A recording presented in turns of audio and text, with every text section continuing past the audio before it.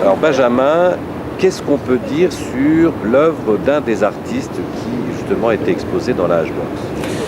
Alors je vais prendre l'exemple d'un artiste, Shahriar Nashat, un artiste d'origine iranienne qui a grandi en Suisse, qui a travaillé dans pas mal de pays dans le monde, qui habite aujourd'hui Berlin, comme beaucoup d'artistes d'ailleurs, et qui est parti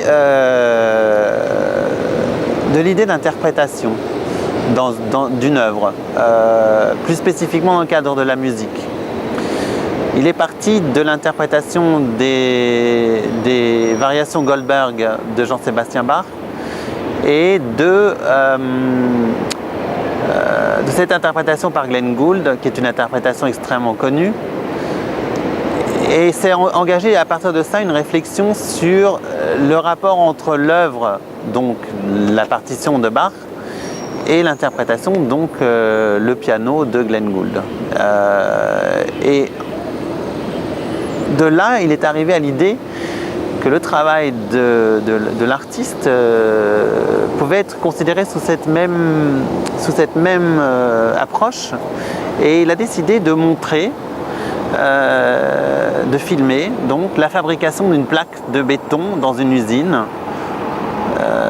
Donc on peut imaginer, en transposant le processus de fabrication industrielle comme étant l'œuvre, entre guillemets, même si bien sûr il ne s'agit pas de la même chose qu'une œuvre d'une partition de Jean-Sébastien Bach, et l'interprétation que l'artiste en fait pour montrer quelque chose qui est un regard différent sur le monde, quelque chose d'assez anodin, d'assez trivial, comme la fabrication d'une plaque de béton, peut devenir une œuvre, peut devenir une histoire, peut devenir comme presque une forme de narration.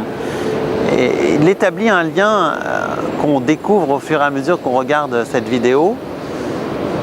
On s'aperçoit que dans la vidéo apparaît à un moment Gould en train de jouer. En fait, on ne sait pas, mais c'est la première fois que Gould est enregistré dans un studio.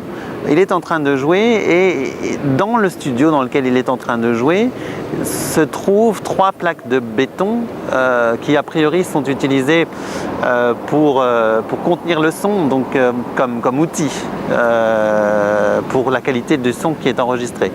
Et tout à coup on s'aperçoit qu'en fait voilà, la plaque de marbre vient de là. Il y a 3 de ces plaques de marbre, et la réalisation de cette plaque de marbre relie ces 2 histoires qui a priori n'ont aucun lien l'une avec l'autre. Merci Benjamin.